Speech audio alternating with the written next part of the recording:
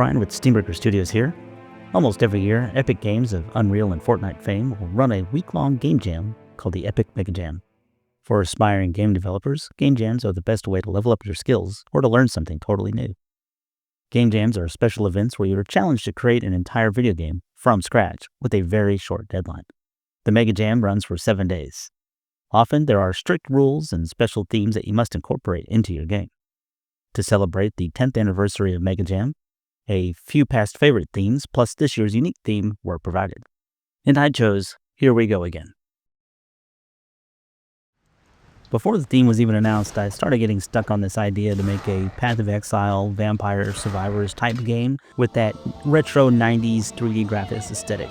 Once I had some core ideas written down, I shopped them around to my gaming buddies and got a solid, I'd play that, feedback, and I was ready to go.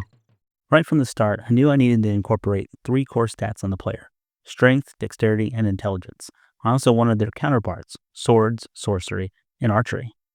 Here's the idea that I wrote down. To get a jump start on production, I opened up a new Unreal Engine 5.6 project and loaded up the top-down and twin-stick sample projects. Because I was making a top-down isometric type game that might use similar controls, I figured this could be a great starting place. I very quickly decided to go for the twin-stick style controls, as I decided that there was more fun to be found in a skill-based gameplay.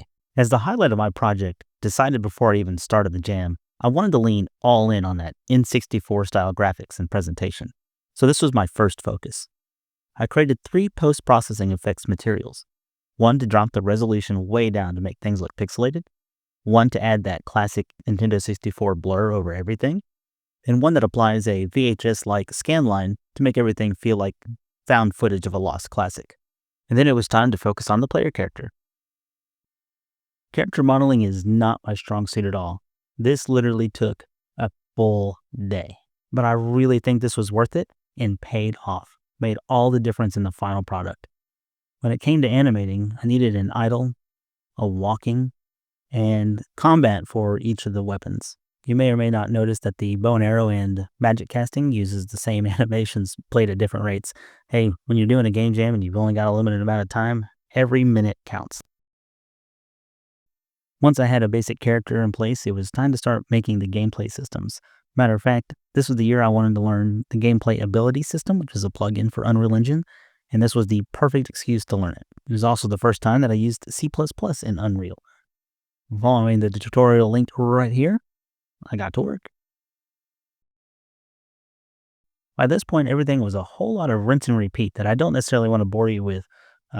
Building out different systems, spawning systems, gameplay systems, building out all the different HUD elements and stuff like that.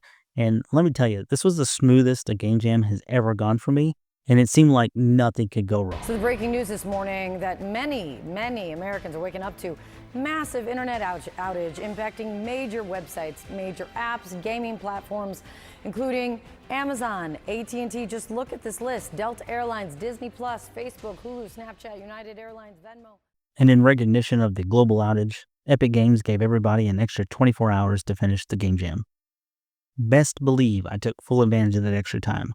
I created a bad guy model and animations I was not going to have ready. I completed the wave system that I was not going to have ready, that closed the game loop and made the game complete. Created a boss fight that I did not think I was going to have.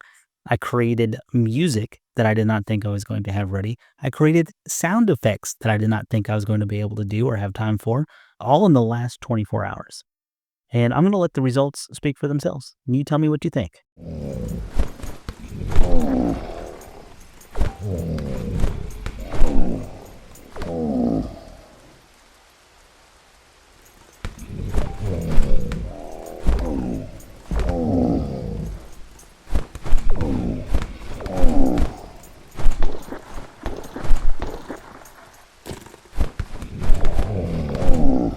So where do we go from here?